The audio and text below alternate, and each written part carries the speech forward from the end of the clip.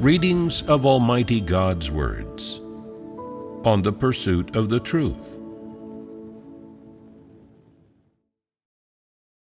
How to pursue the truth. 15. What we just fellowshipped were the most severe manifestations of bizarreness in those who are devils. These manifestations are somewhat easier for people to discern.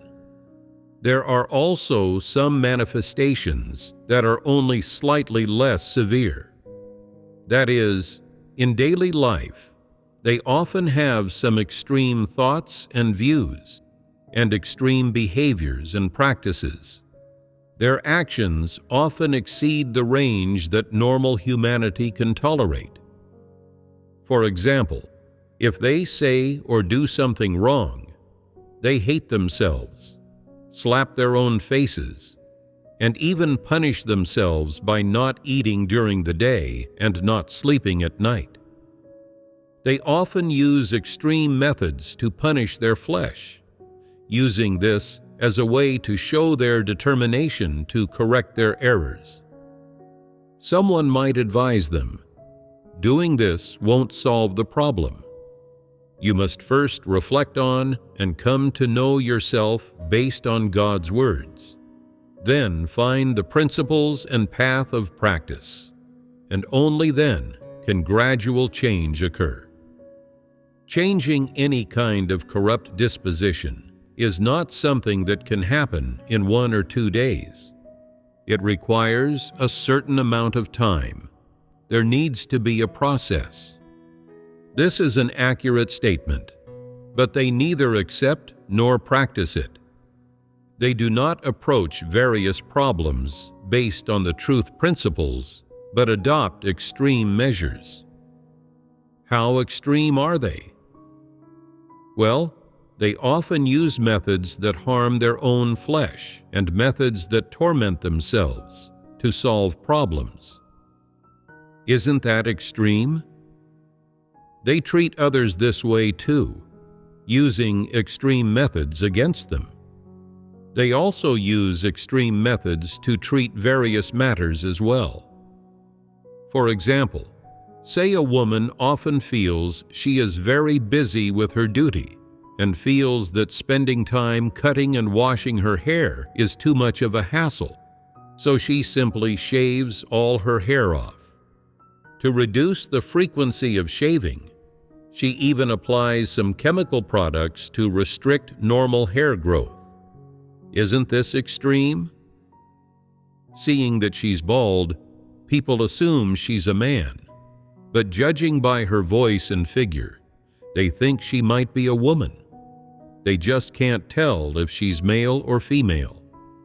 Only after asking other brothers and sisters do they learn she is female and shaved her head to save trouble. Some undiscerning people even give a thumbs up to this, admiring such a person. Look, her determination to rebel against the flesh is truly beyond ordinary people. Her hatred for the flesh is real hatred.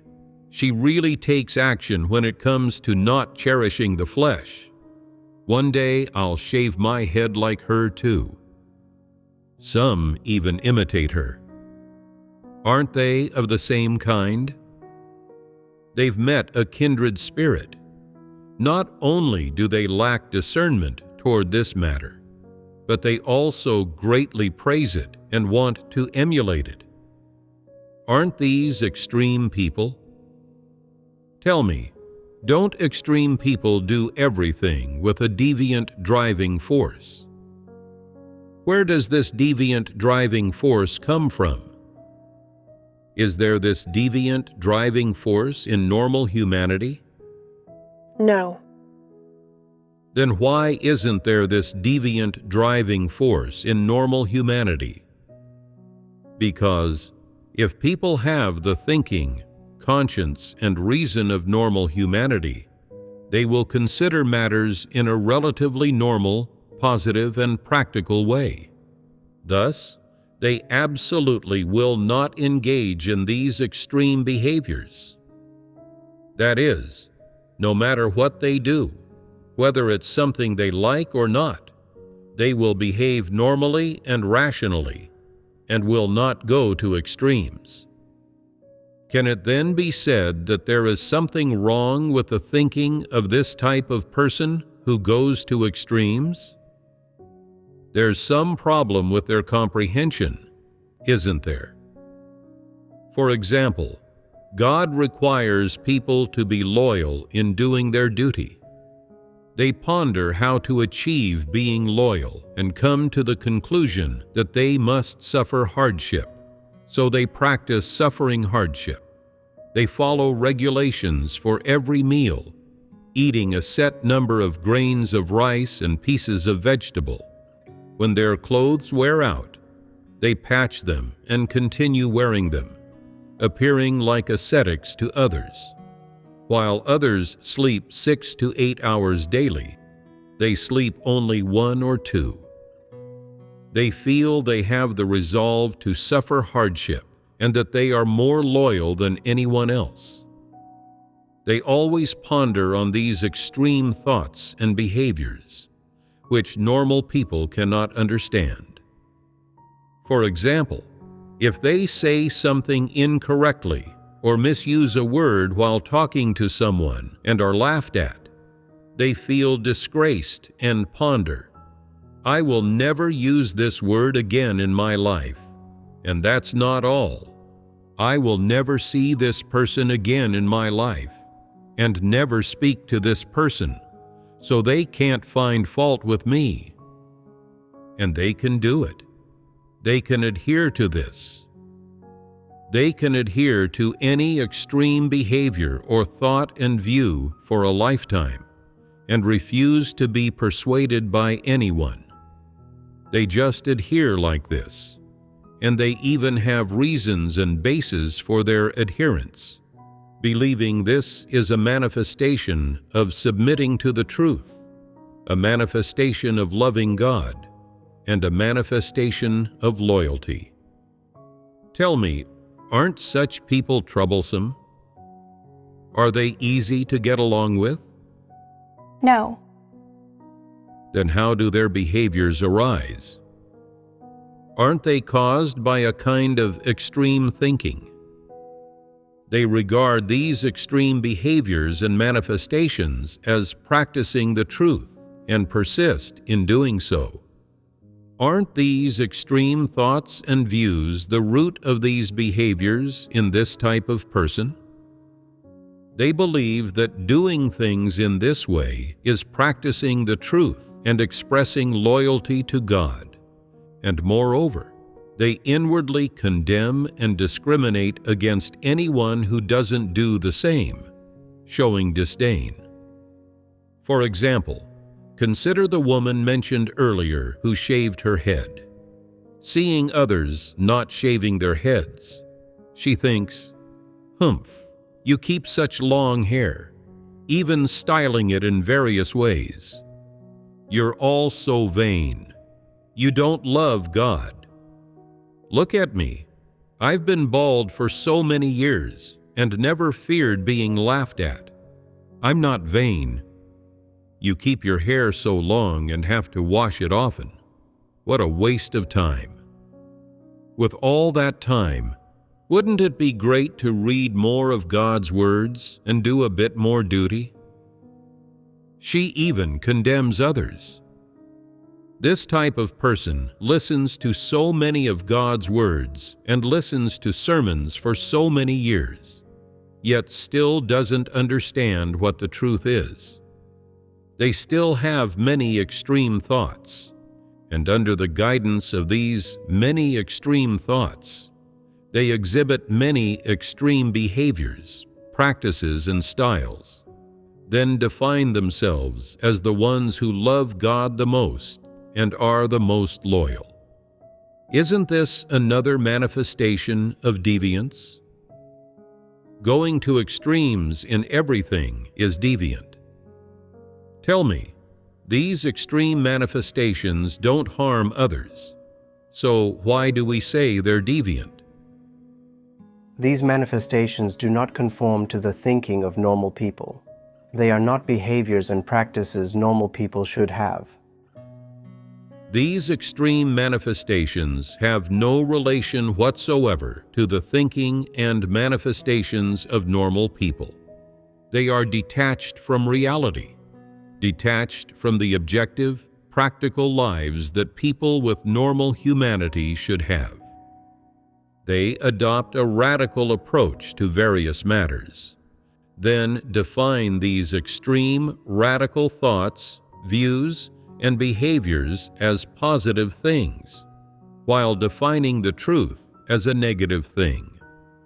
Isn't this confusing right and wrong, turning black into white?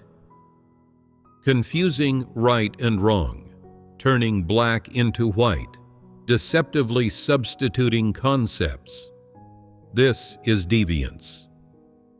No matter how you fellowship about normal humanity, conscience and reason, the thinking of normal people, or the thoughts and views normal people should have toward various matters, they cannot take it in, and inwardly they simply don't accept it.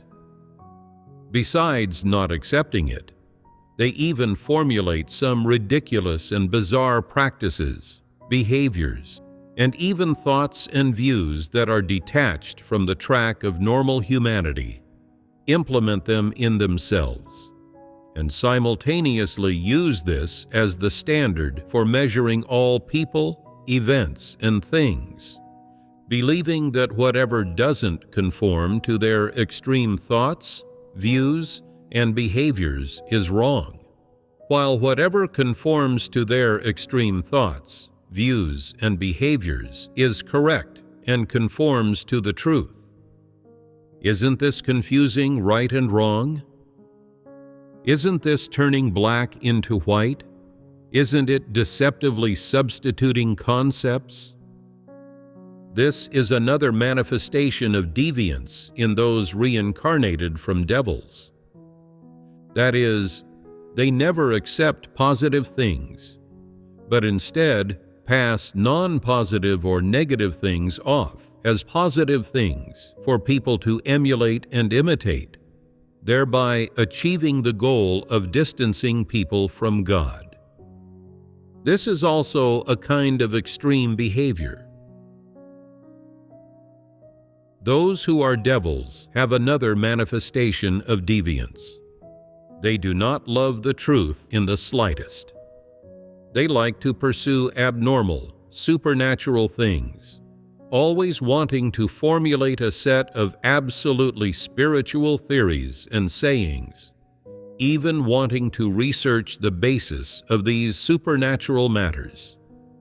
They treat these things as truth, as guides, directions, and goals for actions in daily life, using them to deal with and judge all kinds of people, events, and things. For example, when things don't go smoothly for them, they recall what dreams they had the previous night, whether any abnormal phenomena occurred around them, or if there were any inauspicious signs, trying to seek a basis therein to determine their fortune. These are the kinds of things they always pursue, especially when encountering people with serious illnesses. They consider them inauspicious, believing that contact with such people will drain their own vital energy and bring bad luck.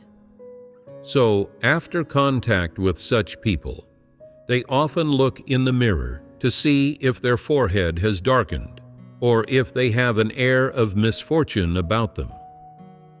Ordinarily, they are always pondering just what their fortune will be like.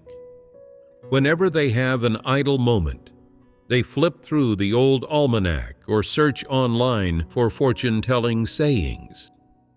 A dream they had, or a superstitious saying heard from others. They can take all these as a basis for judging whether their fortune is good or bad. Although they believe in God, they never use God's words as a basis for treating the people, events, and things around them, nor do they use the truth as a basis for treating every event that happens around them.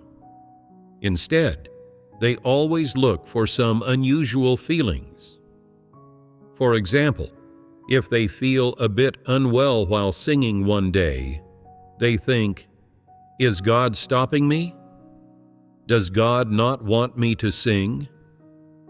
If they are going out to preach the gospel one day, even though they have clearly arranged the time and place with someone, they still have to pray to grasp the feeling in their spirit.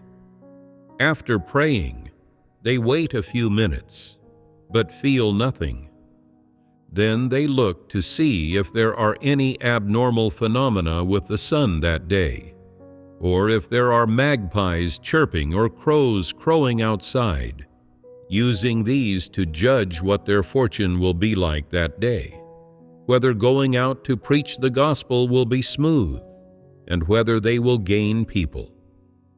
If these methods don't work, they will even toss a coin to decide whether to go or not. If it lands heads up, to them it means things will go smoothly and they'll be able to gain people. If it's tails up, it means things will not go smoothly and they won't gain people. They decide whether to go out based on these things. No matter how long such people believe in God, they never use the truth as their basis or as their principle of practice. Instead, they always rely on those superstitious sayings or abnormal feelings and phenomena to judge people, events, and things, to deal with the various matters that happen around them, or to determine the principles by which they should practice. They always seek these baseless, bizarre, weird, supernatural feelings, and always act and live based on them. Some people, upon seeing a black cat as they go out, believe it represents bad luck and would rather delay matters than go out. Some might have their car break down on the way to handle something, and they believe that it's God stopping them, that their luck is bad that day, and that they shouldn't have gone out. Some who see a coffin when going out believe they'll get lucky with money that day. When doing anything, this type of person always seeks a basis in some sort of superstitious saying. They don't have accurate principles of practice based on the truth. No matter how others fellowship or how God's house carries out the work, they never learn to live and work according to the truth principles. If some abnormal phenomena occasionally occur at home, like a faucet suddenly breaking and leaking, they suspect it's a bad omen. If a gust of wind occasionally blows open a window and the glass breaks, they feel, this gust of wind isn't normal. It seems like a sign of disaster. Is God stopping me from going out? If it snows when they go out, they say, "Look, it snowed as soon as I went out." People often say, "Distinguished people attract wind and snow when they go out. It seems I'm a distinguished person." Isn't this nonsense? They use these weird and strange sayings as the basis for judging and deciding everything. For example, if the strap of their backpack gets caught on a doorknob when going out, they believe there's a saying for and a significance to it. They quickly consult the almanac and see that this is the saying for going out to get things done at this time. All matters unfavorable, not suitable for going out. They ponder, all matters unfavorable. That means I can't do anything. I must stay at home. This is God letting me enjoy ease and comfort. It is God's protection. They even find a basis for this. Isn't this ridiculous? No matter the situation, they feel there's some saying for it. Isn't this bizarre? Everything happening around them is seen as a bizarre phenomenon, and the basis for their handling of these bizarre phenomena is all sorts of bizarre sayings. They use these various bizarre sayings to treat everything that happens around them. Therefore, if you live with this type of person, you often feel they are particularly bizarre. They might suddenly say something that makes your heart pound, giving you the creeps. For example, hearing a dog bark late at night is very normal, but to them, it's a major event. They must search for information, turn to divination and fortune-telling, to figure out what saying explains a dog barking at that hour. What will you feel after interacting and associating with them for a while? You will certainly be frequently disturbed by some absurd sayings. Will you have peace and joy in your heart? Without peace and joy, you will become ill at ease like them, needing to find a saying for everything. As you search and search, God will disappear from your heart, and your heart will be left with only those superstitious sayings. This means you are being disturbed by evil spirits, devils and Satans, to the point that your thoughts are agitated. Your heart has no peace or joy. Your thinking is chaotic, and you lose the manifestations of normal humanity. The normal order and patterns of people's lives are thrown into complete disorder by these chaotic thoughts and chaotic sayings.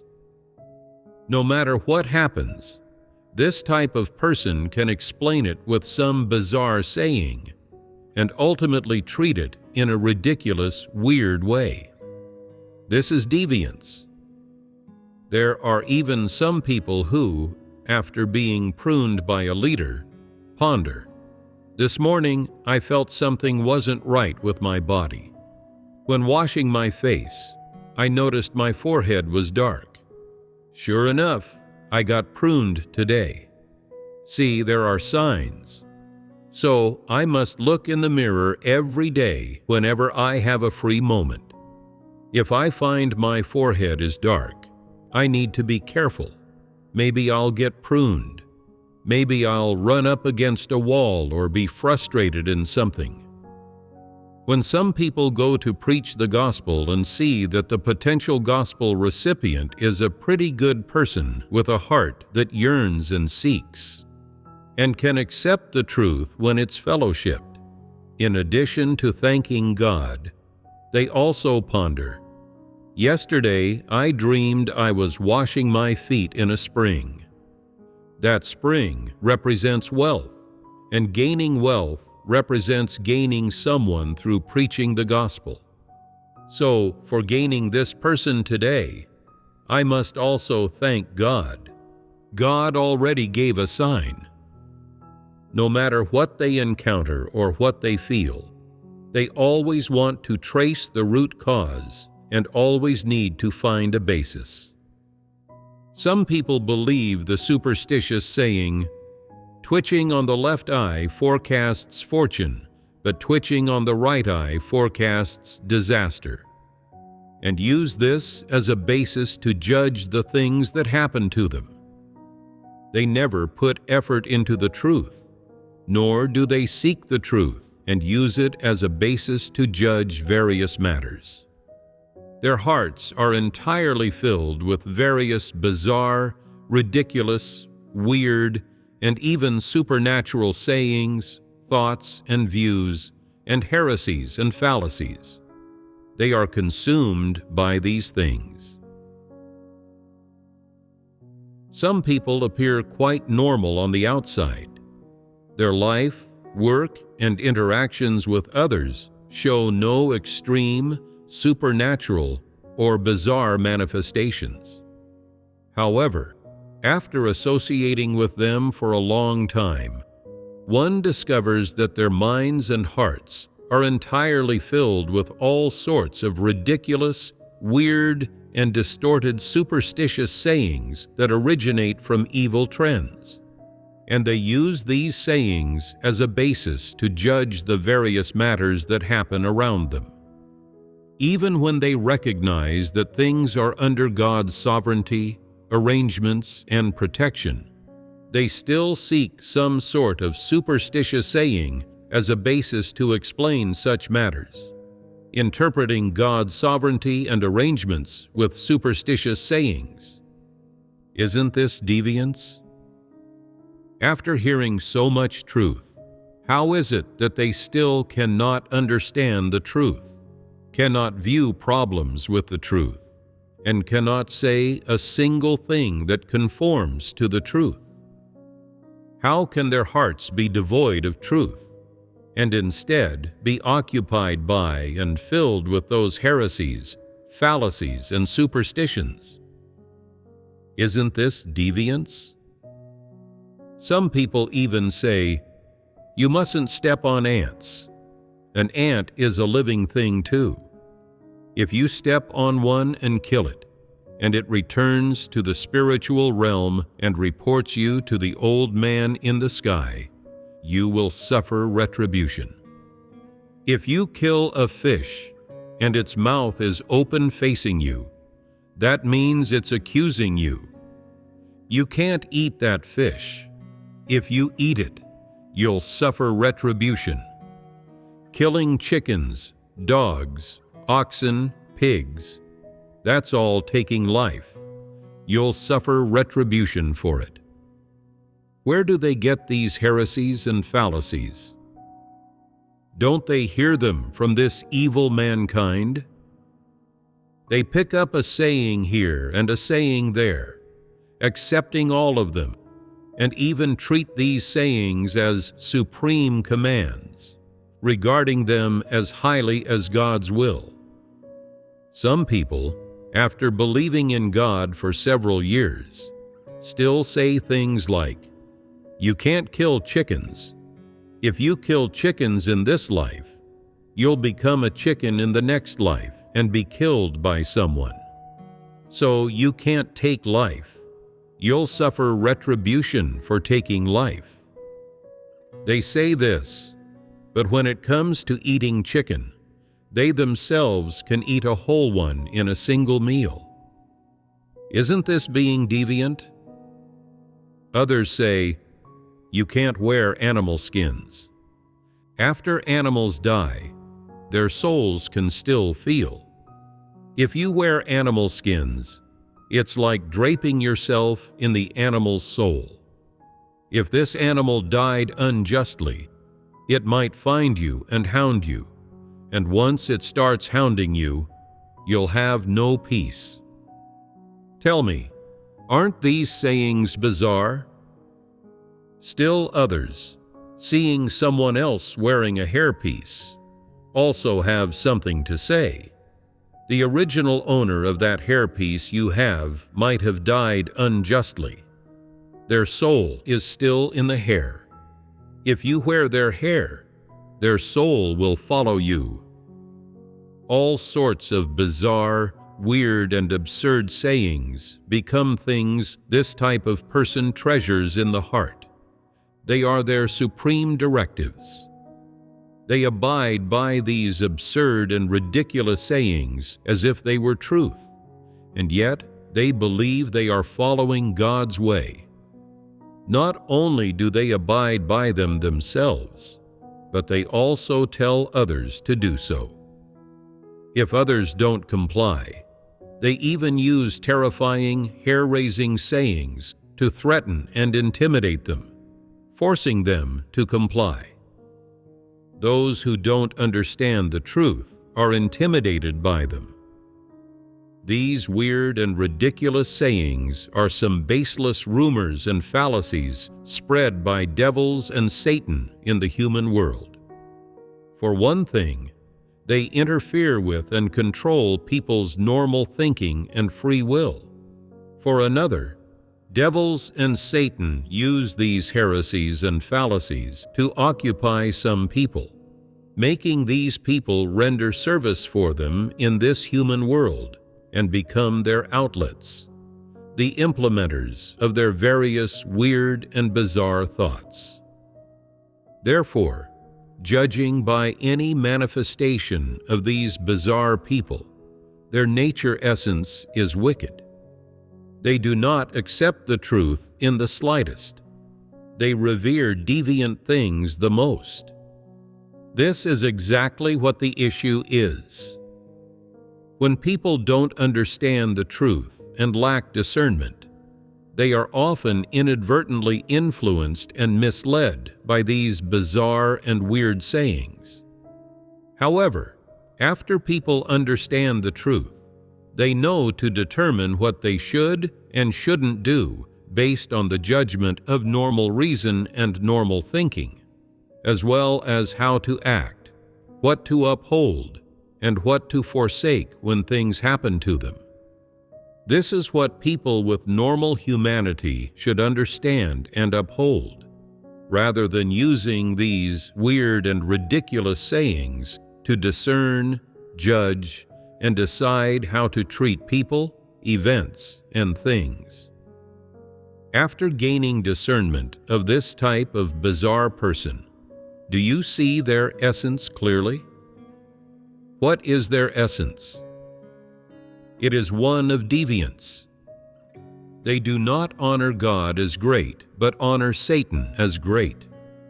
Even when they want to speak about an aspect of the truth, thank God, or accept the environments God sets up, they search out a bizarre, weird, ridiculous, or absurd saying as their basis. For them, these weird and ridiculous sayings and views are above the truth and above God's sovereignty. Therefore, the nature essence of this type of person is unquestionably a deviant essence, because what they live by is the life of Satan. What they exalt, advocate, and admire is not the truth, but Satan's heresies and fallacies. Even if what you see is their personal behavior, the driving force behind these personal behaviors is the various thoughts and views of devils and Satan. Although they appear human on the outside, they are an outlet for, an inheritor of, and a witness for the various heresies and fallacies of devils and Satan. What they bear witness to and advocate are Satan's heresies and fallacies, not the truth. This is the manifestation of their deviant nature essence. Tell me, is it a good thing for a person to be able to see angels? If one can truly see angels, that is, of course, a good thing. But if that angel is not a true angel, but one impersonated by Satan, then seeing it is very dangerous. If Satan impersonates an angel and lets you see it, is this a good thing or a bad thing for you? A bad thing. Why do you say it's a bad thing? Under normal circumstances, can mortal flesh see angels? Do humans have this faculty? To be precise, humans do not have the faculty to see Satan or angels, which are of the spiritual realm. But if you do see them, what's going on? Doesn't it mean that the faculty of your flesh has changed somewhat? That's exactly what it is. When a preternatural phenomenon has occurred with the faculty of the flesh, was it changed by God, by something else, or by yourself? It was probably changed by something else. Then would God change it for you? While people are alive, would God, in order to make their faith firmer, change their faculties, allowing them to see angels or some things from the spiritual realm? Would God do these things? We can say with certainty that He would not. Before a person attains salvation, God absolutely will not do these things. This is certain beyond doubt. Then, if the faculty of your flesh suddenly changes and a preternatural phenomenon occurs, and it wasn't changed by God, nor could you change it yourself, what's going on? God wouldn't do such a thing, and you couldn't change it yourself. The only possibility is that Satan and evil spirits have been working on you. That is, Satan and evil spirits have misled and controlled you, making it so that you engage in supernatural practices, allowing you to see things normal people cannot see and hear words normal people cannot hear. This is absolutely not a good thing. If Satan lets you see things others cannot see, what is its purpose? Is it to broaden your horizons? To make you believe in the existence of the spiritual realm? Or to give you faith in God? When Satan does this to you, does it have good intentions or good motives? Definitely not. Satan uses this preternatural faculty of yours to let you see some things you normally cannot see, thereby enticing you and making you more interested in matters of the spiritual realm. It gives you this little benefit, this little taste, and then lures you into accepting what it will do next. And what will that be? Will Satan bestow truth upon you? Will it supply you with life?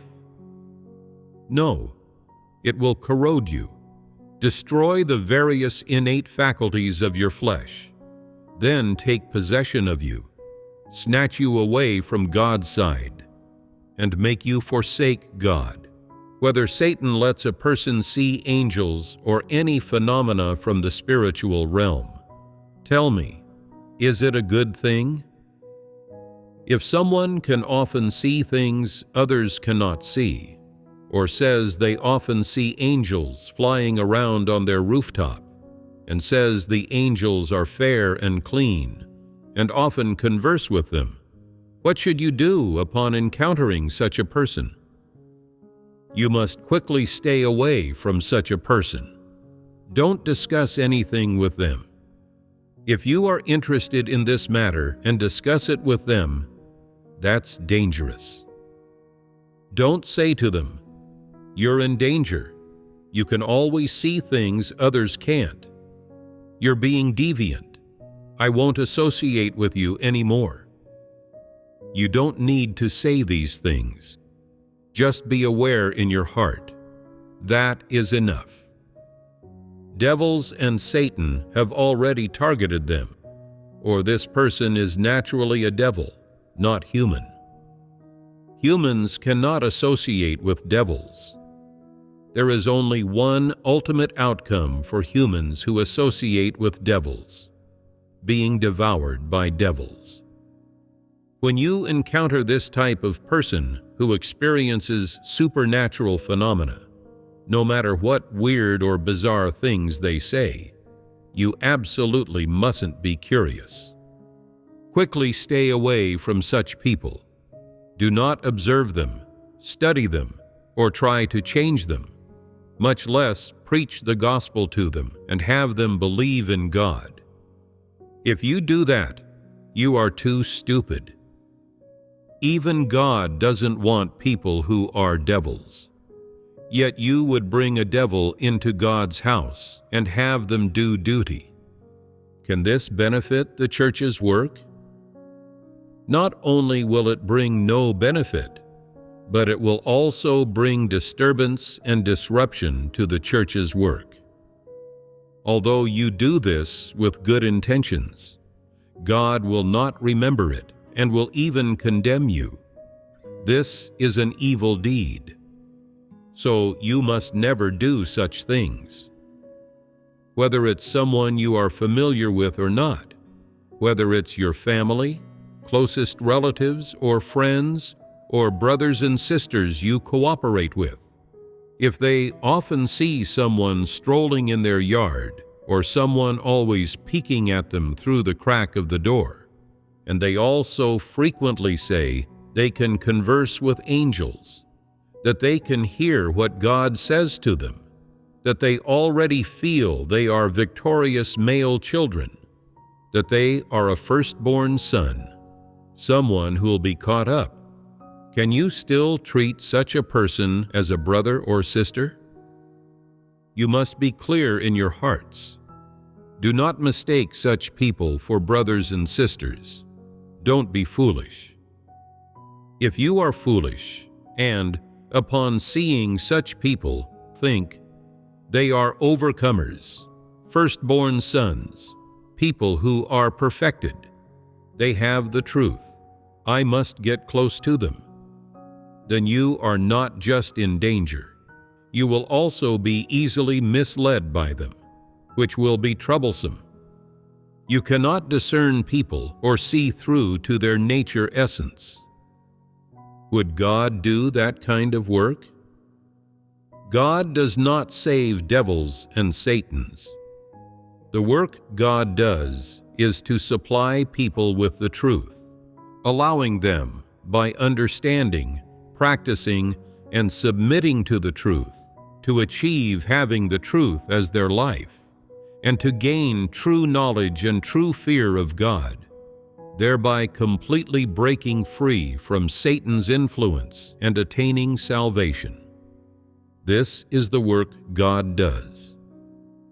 Only the truth can save people, not any strange sayings, heresies, or fallacies. These heresies and fallacies have no relation whatsoever to the truth. They can only mislead and corrupt people, and absolutely cannot enable people to attain salvation. For people to attain salvation, to achieve submission to God and shunning of evil, the only path is to accept the truth and practice the truth. There is no other path. Don't try to pass some extreme methods or sayings, or ridiculous and weird sayings, off as the truth, or replace the truth with them to attain salvation. None of these paths work. They are not from God.